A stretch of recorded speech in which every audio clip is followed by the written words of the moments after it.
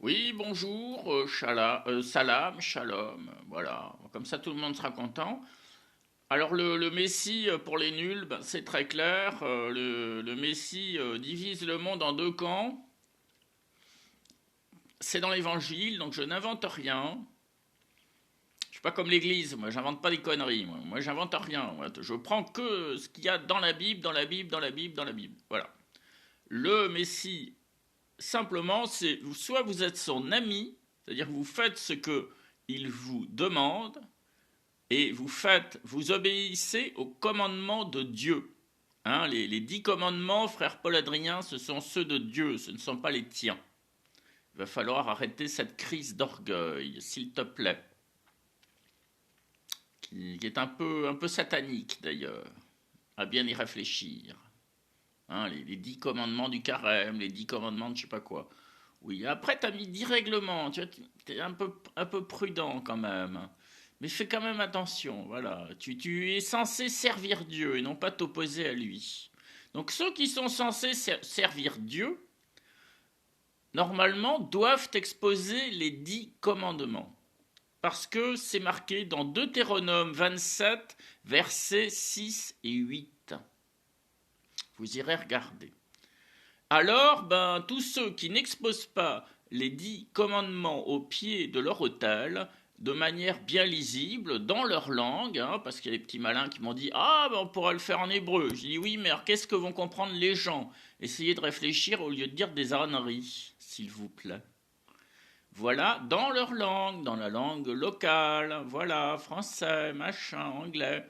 Alors, ceux-là, ceux qui exposent les tables de la loi au pied de chaque autel, sont de Dieu. Ceux qui ne le font pas ne sont pas de Dieu. Voilà, voilà ce que vous dit le Messie. Il trace des règles précises, et ces règles viennent de la Bible. Et les commandements dont il parle sont les commandements de Dieu. Alors pour le Messie, il y a deux mondes. Il y a ses amis donc qui font ce qu'il demande et ce que Dieu commande, et il y a ses ennemis. Et ses ennemis, accrochez-vous, ils vont en enfer parce qu'ils sont ses ennemis. Alors ses ennemis, en général, il les connaît bien parce qu'il en a beaucoup autour de lui. Ah oui, ça des amis, il n'y en a pas beaucoup autour de lui, mais les ennemis énormément. Alors il y a, ben voilà, ceux qui cherchent à le tenter avec de l'argent, ceux qui cherchent à le tenter avec des femmes, voilà, le sexe, l'argent, bon, ben, ça c'est humain, ça c'est humain. Alors ceux-là n'ont pas lu l'évangile, ils n'ont pas lu les 3 tentations du Christ. Ah oui, par le pouvoir aussi, ben c'est la troisième tentation, hein. Bien sûr, le pouvoir, je te donnerai le pouvoir si tu te mets à genoux devant moi, hein, devant Satan.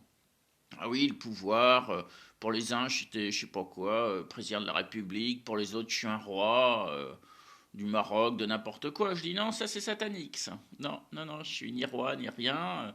Je vis dans mes petits 33 mètres carrés, à Lourdes, tout va bien. Non, je me déplace pas, non, je suis pas radin, mon argent, il est réservé pour un certain nombre d'associations, voilà. Qui vont en jouir une fois que je serai parti, que j'aurai quitté cette vallée de larmes qu'on appelle la terre. Voilà, donc non, non, il y a absolument, tout est cadré, tout est organisé, mais comme vous venez jamais parler avec moi, ben vous ne le savez pas. Alors je fais ces vidéos, voilà. Donc je n'ai qu'un seul conseil à vous dire, à vous donner, c'est lisez la Bible. Lisez-la tranquillement, puis moi je vais vous apprendre à la lire surtout. Voilà, pour que vous égariez pas dans des détails qui n'ont rigoureusement aucun intérêt et que vous alliez à l'essentiel. Voilà, parce que c'est quand même important d'aller à l'essentiel. L'essentiel, c'est qui est Dieu d'abord, de connaître Dieu et de savoir ce qu'il attend de nous sur terre. Oui, il attend quelque chose de nous. Hein, il nous a donné la vie, il nous connaît depuis avant même que nos parents se rassemblent, se connaissent, il nous connaissait lui déjà. Oui, c'est autre chose que le monde humain. Le monde divin, vous allez plonger dans une dimension que vous ne connaissez pas. Et donc, je suis là pour ça aussi, bien sûr. Donc, voilà, il faut vous dire que vous êtes là par la volonté de Dieu, on dit la grâce de Dieu, et que il faut lui en être reconnaissant. Voilà, vous avez votre vie pour louer Dieu, voilà.